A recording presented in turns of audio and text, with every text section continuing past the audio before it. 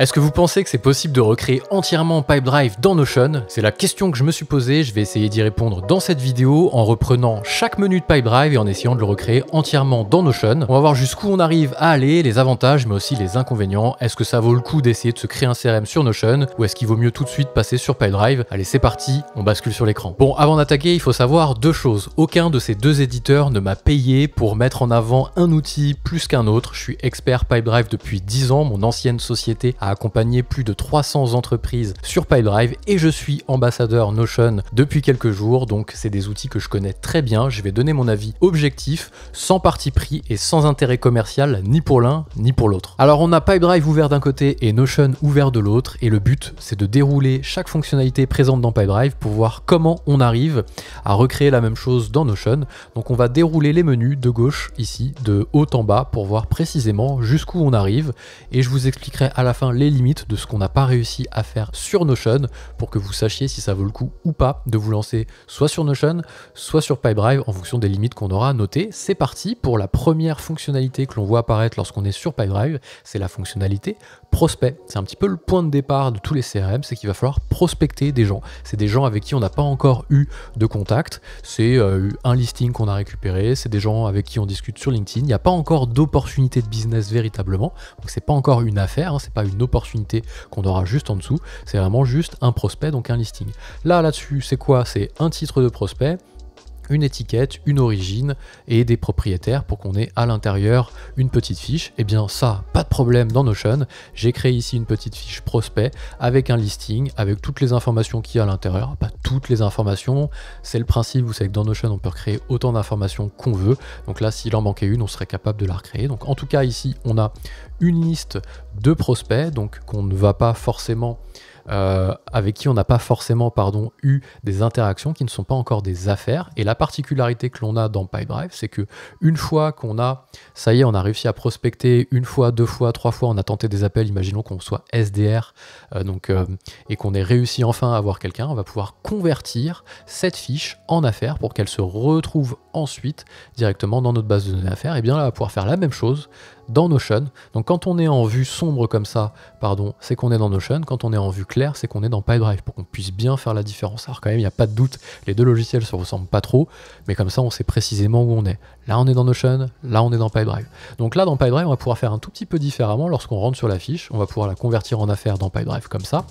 Dans Notion, c'est un petit peu différent. Il va juste falloir changer ici de prospect, le passer en affaires. Ça, je vais le supprimer parce que c'était un petit test que j'avais fait, de le changer de prospect à affaires. Il va disparaître ici. Alors, on aurait pu faire un choix unique ici au niveau du champ d'ailleurs, pour éviter d'avoir au niveau du type sélection unique. Comme ça, voilà, on aurait eu uniquement, on va faire un filtre pour filtrer uniquement, et un petit peu les coulisses, c'est très bien, on va faire un filtre sur les étiquettes et dire qu'ici on veut que les prospects. C'est comme ça qu'on arrive justement à avoir cette distinction là entre les affaires et les prospects. Donc là on a tous nos prospects, imaginons qu'avec Microsoft j'avance, je finis par avoir quelqu'un, je vais le basculer en affaires, il va disparaître de ma vue prospect et il va apparaître dans ma vue affaires qui est juste ici organisée en pipeline. Et c'est justement le deuxième point qu'on va voir dans Pipedrive, c'est la vue affaires qu'on va avoir ici, c'est la deuxième vue, c'est la vue iconique de Pipedrive et on va voir qu'on arrive à faire exactement la même dans Notion. Pour le moment, c'est pas encore une limite. Voilà, on a plusieurs étapes en fait, c'est le pipeline, c'est quasiment Pipedrive qui a inventé cette vue-là, c'est des étapes de vente, c'est un funnel de vente, on appelle ça un petit peu comme on veut, mais on a des opportunités de business, des affaires. Donc là, on imagine que on était dans nos prospects, on a fait du téléphone, on a fait de l'email, du cold mail, on a fait un petit peu ce qu'on veut, on a enfin eu quelqu'un qui nous a répondu et qui dit ça y est, je suis intéressé par vos services, on va le basculer en affaires et là, cette fois-ci, c'est les commerciaux qui prennent le relais. Et bien, on a des étapes. Confirmer, contact effectué, démonstration programmée, etc. Ce qu'on appelle les étapes d'un pipeline, avec certaines informations à l'intérieur, un montant, un propriétaire de l'affaire et des activités ici derrière. Eh bien, pas de problème pour gérer ça dans Notion, puisque ici on voit qu'on a basculé dans la vue affaires, donc on est parti ici de la vue prospect qu'on a transformé, je le montrais tout à l'heure, en changeant l'étiquette, et on se retrouve derrière avec des affaires que l'on a dans notre vue affaires.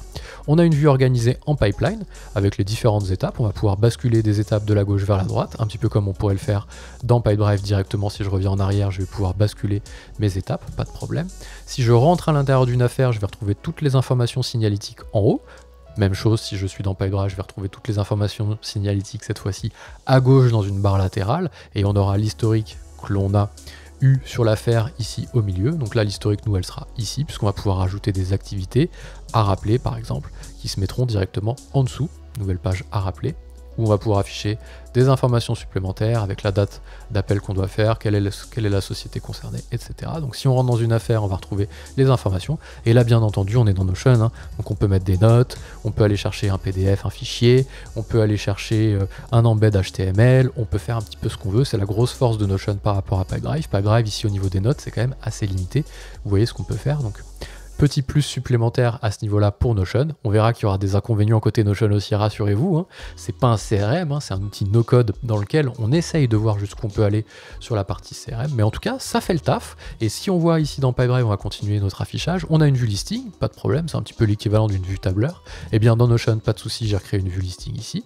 Donc c'est exactement la même chose, mais cette fois-ci organisée en liste, comme si on était sur Excel. On retrouve une vue ici prévision, où cette fois-ci on va afficher les affaires non plus par étape, mais par date prévisionnelle de signature, pour pouvoir poser un montant d'atterrissage qu'on est capable de faire dans le futur.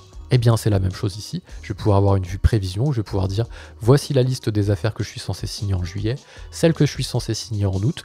Il y a un petit manque ici, alors n'hésitez pas à me dire en commentaire si c'est parce que j'ai pas trouvé l'option ou si c'est parce qu'elle n'existe tout simplement pas, c'est qu'on ne peut pas faire de somme ici pour avoir l'intégralité des affaires que l'on peut signer en juillet. On pourrait bien entendu se faire derrière une vue personnalisée ou bientôt un graphique, j'en dis pas plus.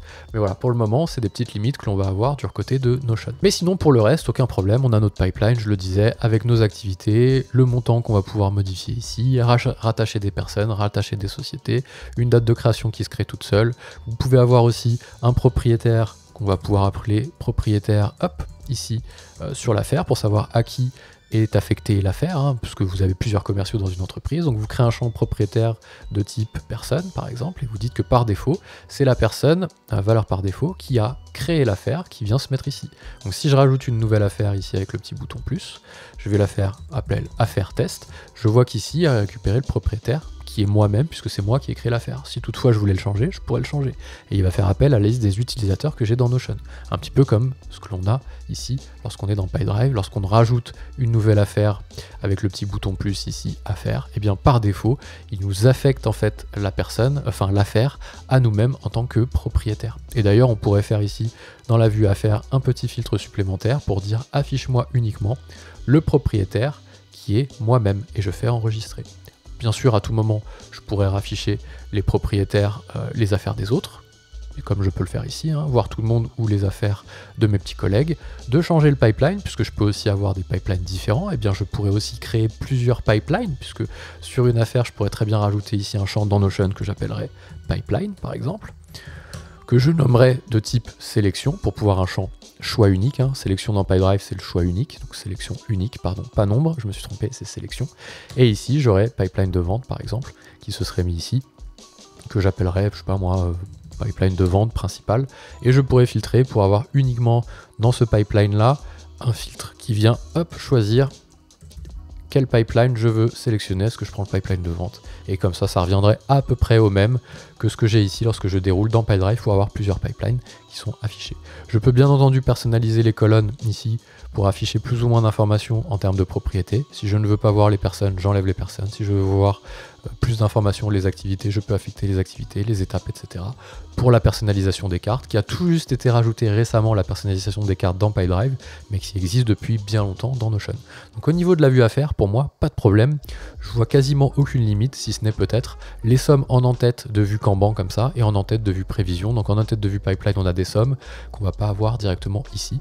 Ou alors j'ai pas réussi à le faire, n'hésitez pas encore une fois à me dire en commentaire. Je connais très bien Notion, mais on n'est pas obligé de le connaître parfaitement à 100%, donc si j'ai des petites lacunes, n'hésitez pas à me le dire avec grand plaisir.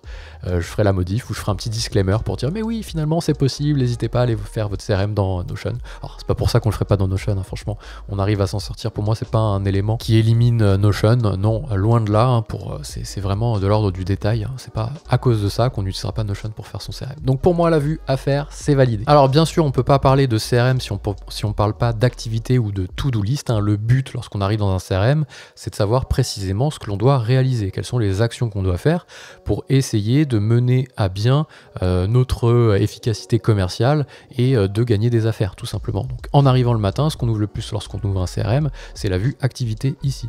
Donc là, on va pouvoir exactement faire la même chose dans Pipedrive, c'est ce qu'on appelle une liste de tâches, et vous avez une liste de tâches organisée dans Pipedrive, soit en table avec un listing, avec les tâches les plus anciennes, avec la date d'échéance la plus ancienne, jusqu'aux tâches avec la date d'échéance la plus lointaine. Et bien là on peut faire pareil avec un petit tri, on va avoir les dates d'échéance 8 juillet, 15 juillet, 24 juillet, pas de problème. Vous pouvez avoir ici un filtre sur le type de tâches que vous voulez réaliser. Dans Notion aussi, vous pouvez filtrer sur le type de tâches que vous voulez réaliser, qui sont ici, type d'activité, appel, email, c'est un tout petit peu différent, mais ça marche très bien aussi. Vous pouvez ensuite avoir une vue calendrier.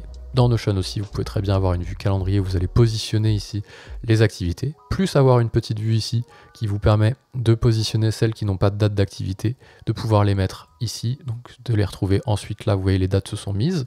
Donc vous avez un petit truc supplémentaire que vous n'avez pas forcément. Alors après, dans Pipedrive, c'est encore mieux, puisqu'on ne peut pas créer une activité sans qu'il y ait de date, donc c'est un usage qui n'existe pas, mais c'est normal qu'il n'existe pas. Et bien entendu, une activité, que ce soit dans Pipedrive ou dans Notion, est rattachée à une affaire, à une personne, à une société. Vous avez les emails où vous allez pouvoir directement ouvrir l'email, le numéro de téléphone, et bien là c'est pareil, on va pouvoir afficher les différentes informations. Ici j'ai mis l'email, bon j'ai pas renseigné d'adresse email.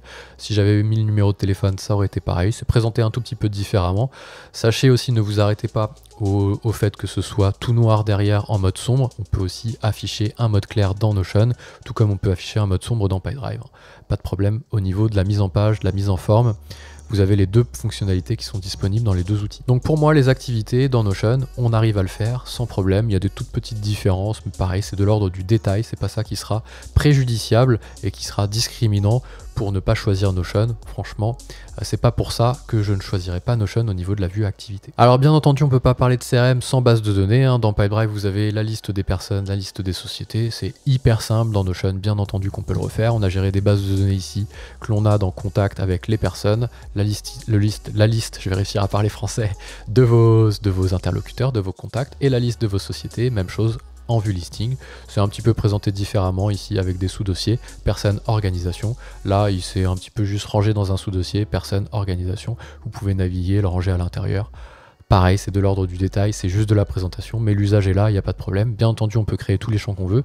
Ici, si je vais sur une table, une vue personne dans Pipedrive, j'ai des informations ici à gauche. Que ce soit dans Pipedrive ou dans Notion, je peux rajouter des champs libres sans problème.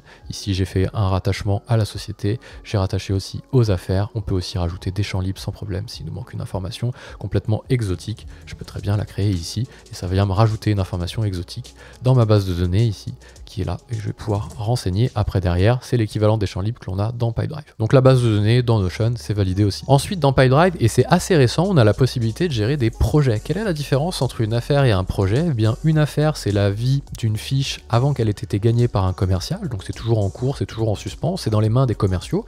Et un projet, c'est une fois que ça a été gagné, c'est dans les mains des opérationnels, des exécutions, de l'exécution. Donc c'est soit des développeurs, soit des consultants, soit je sais pas moi, des gens à la logistique pour préparer les commandes si vous vendez des produits physiques. Bref, une fois que l'affaire est gagnée, ça devient un projet. Et vous avez des étapes de projet.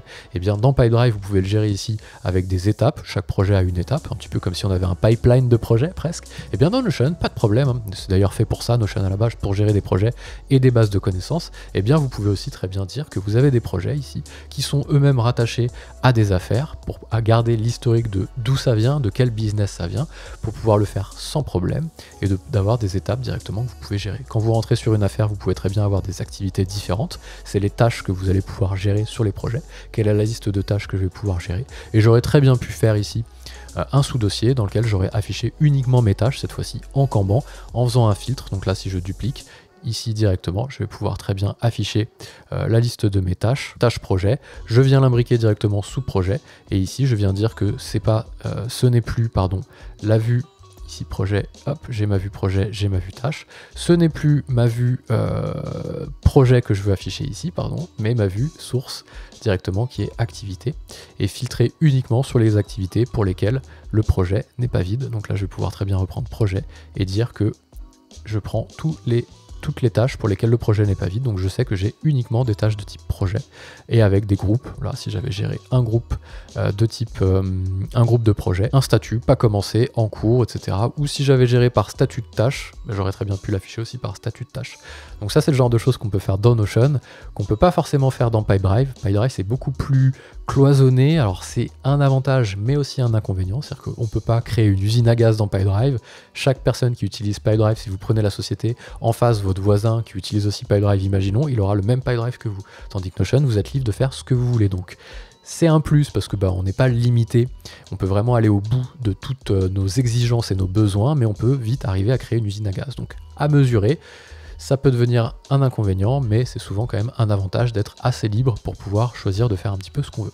En tout cas, la vue projet, c'est bien validé, puisqu'on a la capacité, tout comme dans Pipedrive, même mieux que dans Pipedrive, de gérer des projets à l'intérieur de Notion. Alors maintenant, on va arriver un petit peu aux limites. Il y a certaines choses que l'on ne peut pas faire dans Notion. J'ai dit que j'étais objectif et que je ne cachais rien. Il y a des choses qui manquent dans Notion. Il y a des choses qu'on ne peut pas faire dans Notion. Et je vais vous les montrer ici. Je vais vous, vous les partager. Déjà, la première chose, c'est pas forcément des choses qu'on ne peut pas faire, mais c'est un petit peu une limite. Dans Pipedrive, lorsque vous êtes sur une affaire, vous pouvez affecter des produits. Vous pouvez très bien dire que cette affaire Tony Turner, c'est pas un montant fixe à la main, c'est la somme de plusieurs produits. Et je vais pouvoir afficher ici le produit. Alors j'ai pas créé de produit, mais vous avez compris le principe. Allez voir les vidéos sur les produits si vous voulez voir comment on fait, mais en gros vous faites comme si vous faisiez un petit devis. Et d'ailleurs vous pouvez générer derrière un devis. Et bien dans Pipedrive, dans Notion, pardon, c'est un tout petit peu différent parce que vous allez pouvoir affecter des produits à des affaires. Donc vous pouvez très bien ici dire que cette affaire là c'est plutôt la somme de plusieurs produits. Donc là dire que c'est le produit ici abonnement, le produit prestation, mais vous n'avez pas forcément de montant, vous n'avez pas forcément de quantité, donc c'est un petit peu particulier pour pouvoir faire des devis. Il faudrait presque recréer une entité devis en plus supplémentaire pour avoir vraiment la quantité, le montant, le produit, etc. Mais c'est vraiment pas parfait, c'est presque pas utilisable.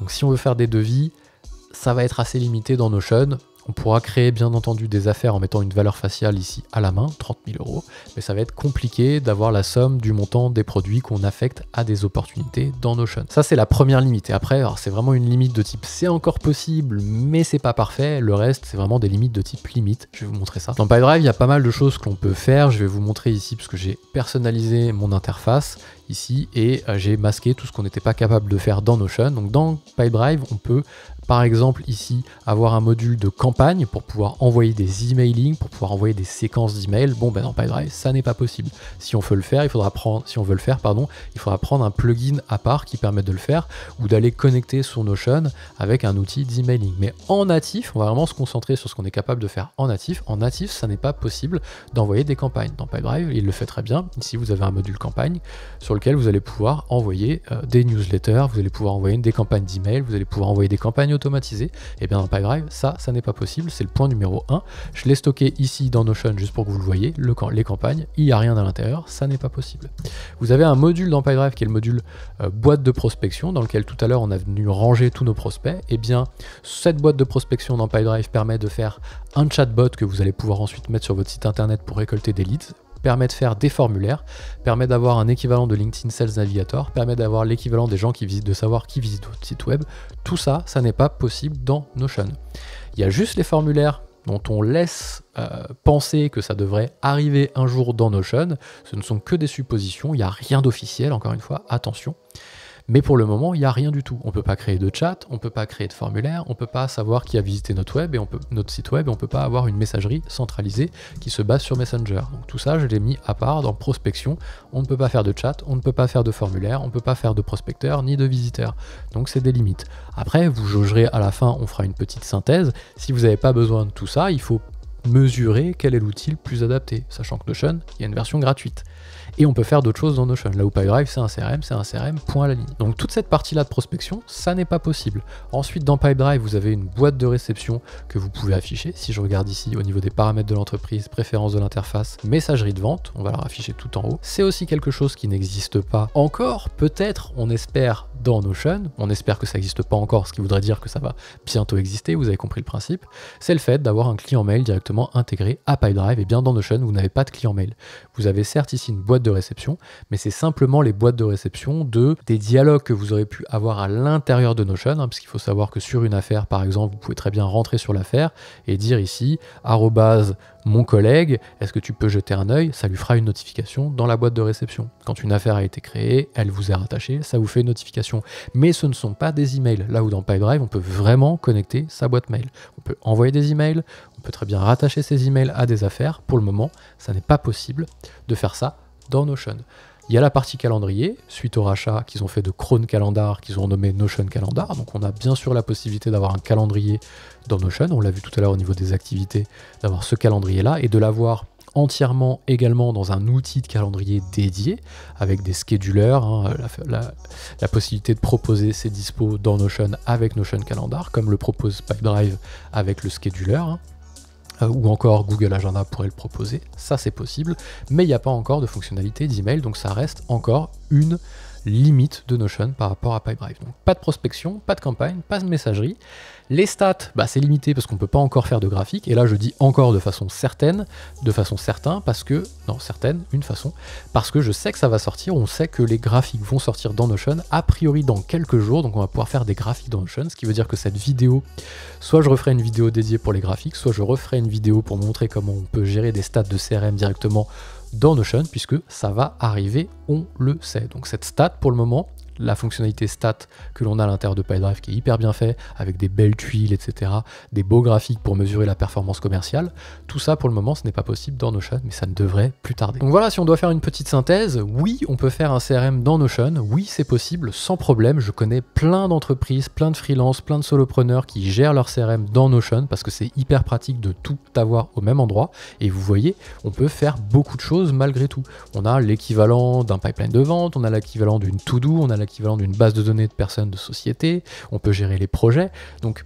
c'est pas du tout une mauvaise chose de gérer dans Notion. Maintenant, si vous avez besoin d'avoir tout ce qu'on a vu qui manquait, bien entendu, la partie prospection, la partie campagne d'email, la partie messagerie, là oui, forcément vous serez limité, ça vaudra le coup de passer sur Pipedrive. Donc encore une fois, la réponse est plutôt nuancée, il n'y a pas une réponse parfaite sur est-ce qu'on arrive à gérer son CRM dans Notion et est-ce qu'on arrive à faire autant que ce que l'on peut faire dans Pipedrive. C'est nuancé, oui on arrive à faire un CRM dans Notion, mais non, on n'arrive pas à aller aussi loin que ce que pourrait proposer Pipedrive. C'est normal, c'est un pur player du CRM, ce serait étonnant qu'on puisse aller aussi loin sur le CRM dans Notion que le propose Pipedrive, sinon plus personne n'utiliserait Pipedrive, c'est logique, mais néanmoins, si vous avez des besoins qui sont contenus, que vous vous lancez ou que tout simplement vous n'avez pas encore tous ces besoins-là, eh bien n'hésitez pas à utiliser Notion. Je mets en description de la vidéo un lien pour tester Pipedrive, un lien pour tester Notion. Voilà, je reste impartial sur mon choix, je vous laisse mesurer par rapport à vos propres critères. N'hésitez pas à partager cette vidéo autour de vous si vous avez des gens qui cherchent un CRM, qui n'ont pas forcément un budget illimité et qui utilisent déjà Notion, ça peut valoir le coup d'utiliser Notion en tant que CRM. Abonnez-vous à cette chaîne, je partage le meilleur de la tech pour les entreprises. J'espère que cette vidéo vous a plu. Moi je vous dis à très vite.